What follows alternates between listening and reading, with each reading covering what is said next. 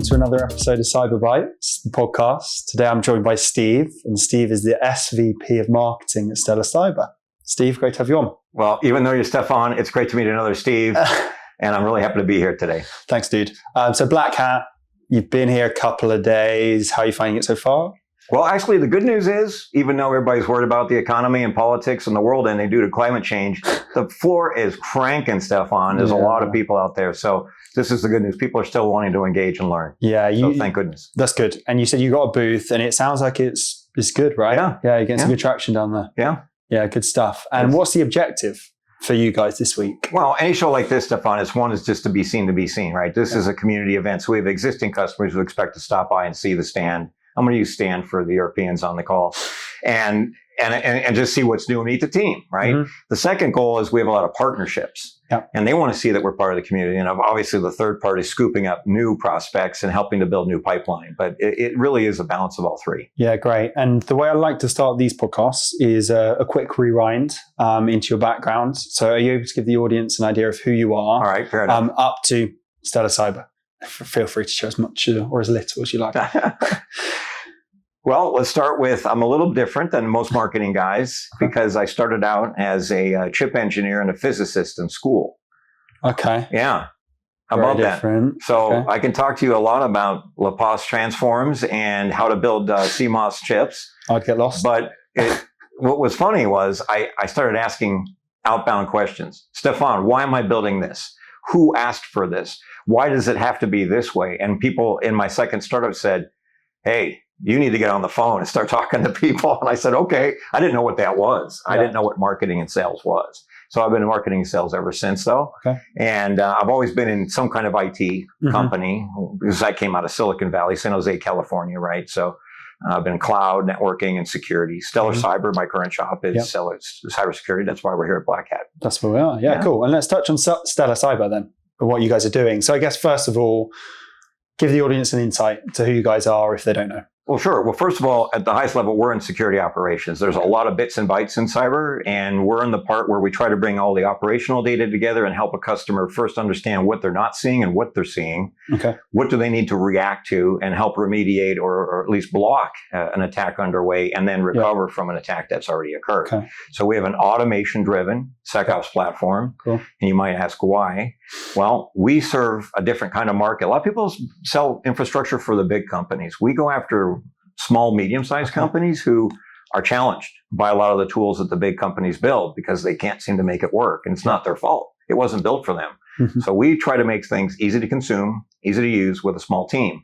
Right. In parallel to selling to the enterprise, we sell to managed security service providers and MDR providers. And they use our platform to deliver services to companies who just want to outsource them and get like a white glove service. Okay, very interesting. And why would you say you guys are slightly unique or different to other vendors that are in the space? Besides, I work there. Ah, of course. Yeah, I mean, that's one reason. No, we have a great team. So part of what made us different is our founder is an interesting woman. She, her husband was a two-time entrepreneur launching companies. She, as a classic mom in today's world, said, well, I'm going to take I'll do a 9-to-5 job, but I want to make sure I'm the nurturer of the family. Once her daughters got to school, got into college, she said, it's my turn. And Amy Wee actually did something very unique. A lot of entrepreneurs in the Valley say, I'm a big, smart guy, and I know what I need to build, and I'll just hope it works. She actually asked, guess what? She actually did research. And she asked a bunch of people and said, what's the real problem in security? And she realized it was a data problem. Too much data. All this data coming from all these tools, you can't sift out the needles from the needles, not just the needles from the haystack. You've got to get the right needles in the haystack that tell the right story. Mm-hmm. So she started the company thesis that if we build unique sensors that find the cracks in your attack surface data coverage that you're not seeing, and we present it in a useful way, people can actually be more successful. Yeah, and that's our story. Very cool. And how long have you been with Stellar now? You know what, Stefan? This is my 5th year. I joined in BlackHat 2019. Oh, wow. Okay. Yeah, 5 years, man. Yeah, that's cool. Isn't that crazy? Okay. And what was out of interest? So when you joined, we were around the clock 5 years, that vision, has that changed in the last 5 years? The good news is the vision hasn't changed and the market needs us more than ever. Yeah. So the challenge, though, is me as the marketing leader is how do I stand out in a show floor where everybody's saying the same thing, right? So that's one challenge. And it goes back to what I said. We have a lot of partners on the floor, cross-pollinating our traffic. We have a lot of current customers on the floor, bringing new people over. Hey, I use this. It's cool. Right. So the world comes together twice a year in North America, RSAC and BlackHat, and we're both for that same reason. Yeah, for sure. And let's pick your brains on the marketing side then. So you're the man, well, the team and the man behind the marketing here, right? What are you thinking about when you come to RSA and BlackHat? Like, talk to us around that. Well, number one, it's really important that I'm not the man. I am the man, but I depend on my team to challenge me. Sure. I am not a micromanager in the sense of it's me and all about me. Yeah. I actually challenge my team to argue with me, challenge me, and tell me I'm wrong. Yeah. So that, I think, creates a good atmosphere, because in security, the message and the market changes so rapidly. We constantly have to change what we're doing and react. Now, if we're lucky, we're not reacting. We're actually projecting to a new direction we think it's going to lead to. Yeah. But you never know, right? But you've got to constantly be churning the engine, trying new ideas. And so at this show, and we did it at RSAC, and it worked very well, we said, well, let's make our booth fun. So everything is about changing the game at Stellar Cyber. We have people wearing baseball hats and baseball jerseys. And there's no confusion over what kind of football it is. So that's, thank goodness. So everybody knows what baseball is. Yeah. And the theme is, the way we attack the messaging problem is, how do you do your job today? And most practitioners do it by building rules for something called a SIM. And then looking at the alerts from those rules. It's very manual, and you need very sharp people to do it. And it's hard to do well. It's like, how many Van Goghs are there? These people are artists, okay? And we've used machine learning. I'll refuse to use artificial intelligence just yet, to help people go, hey, Steve, are you in London buying stereo gear? This is a true story. Credit card. That's a detection. Hey, Steve, how many other people are doing this right now and sending traffic to Russia? That's correlation. We do both of those with machine learning under the hood. This takes what takes really smart people. We do it instantaneously. So we save a lot of money. We make a lean team, smaller team, much more successful.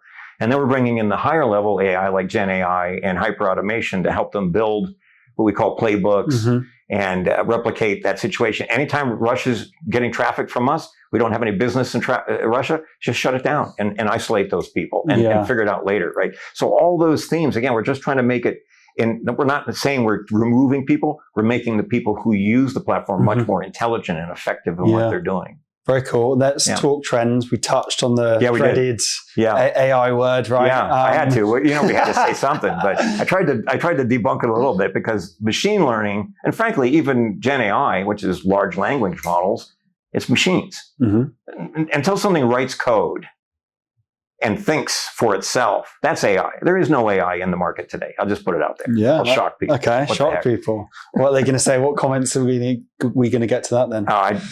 Much longer than people think. I think the Terminator movies did a lot of good for entertainment, but they also put a lot of fear into people about machines and AI, and we're a long way out. Yeah, that really being a true story. So, and another kind of hot topic, CrowdStrike, right? We've seen it. Yeah, that was unfortunate. Really, what's your take on the not so much maybe that situation, but the premise behind it and how it happened? Well, good news is it's making people think about something that in data centers you thought about it, in networking you thought about it. It's called resiliency. How many businesses have only one connection to the internet? Far too few, or far too many. And if one of your providers goes down, you have no internet. And today, if you don't have internet, you're doomed. It's the time to go to the beach or go to the racquetball court, which actually could be a fun thing, but obviously the business doesn't want that to happen. So data centers, a lot of people have 2 or 3 cloud providers, and they load balance and put different things. Cyber hasn't really thought like that.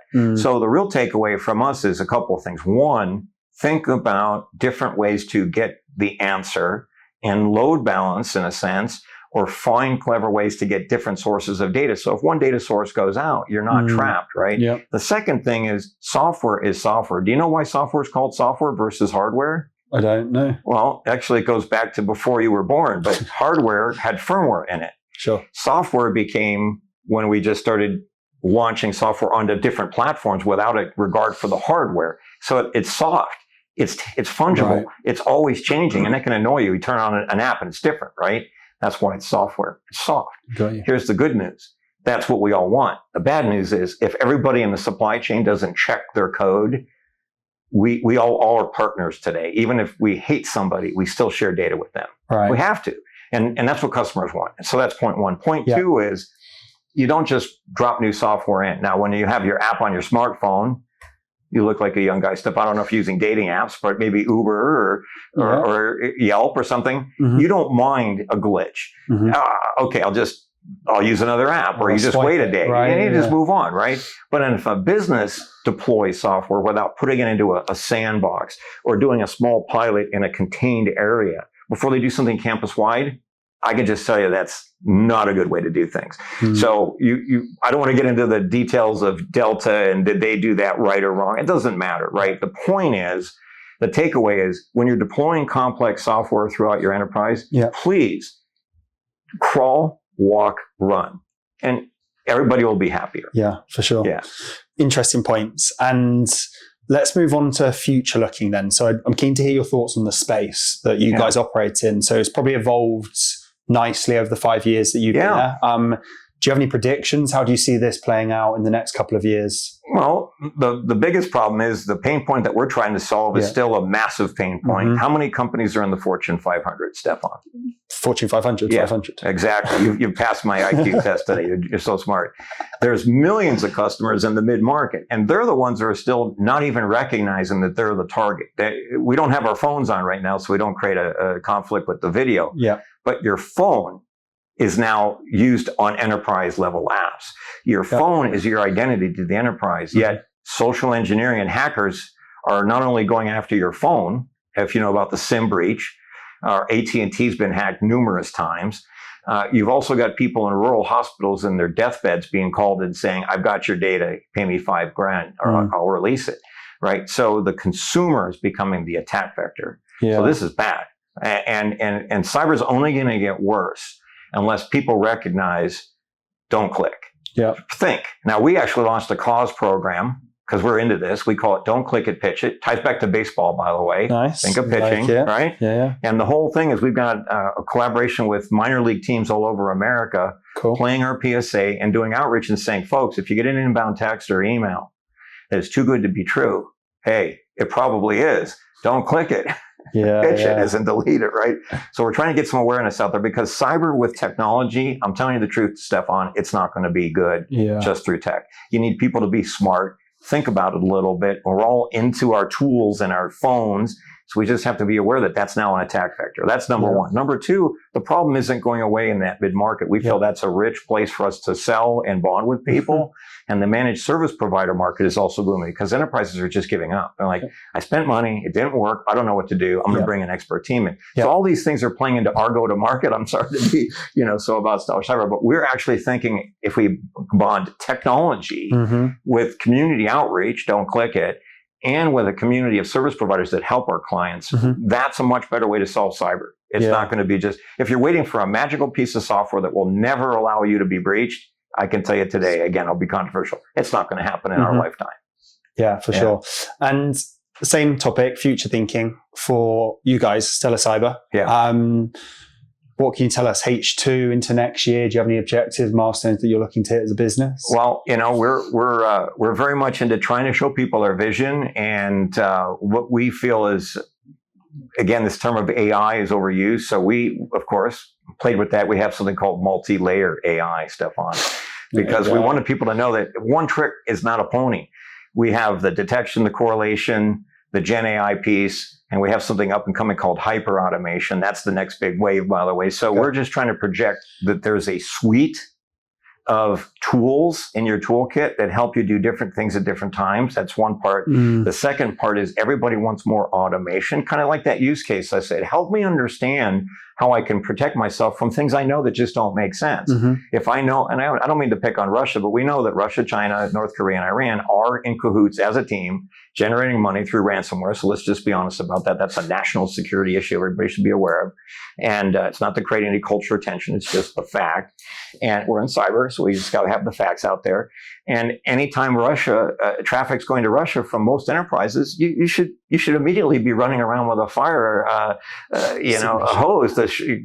Come on, that's wrong. And so, but people don't think that way. But the other reason they can't think that way is they don't have tools that ubiquitously say, Give me the 1,000 conditions, or I'll help you learn the 1,000 conditions that you can program into the software that automatically say, hey, I stopped these 999 things today that were part of your playbooks. Yeah. Oh, well, thank goodness, man.